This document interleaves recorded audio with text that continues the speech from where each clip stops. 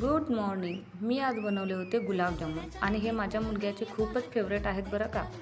गुलाबजामुन बनवण्यासाठी मी readymade free मिक्सचाच वापर करत आहे. हे मी मिल्क मिस्टचं फ्री मिक्स घेतलेलं आहे. फ्री मिक्स तयार करायला घेतलं तोपर्यंत लक्षात आलं की मी पाकच बनवला नाही आहे.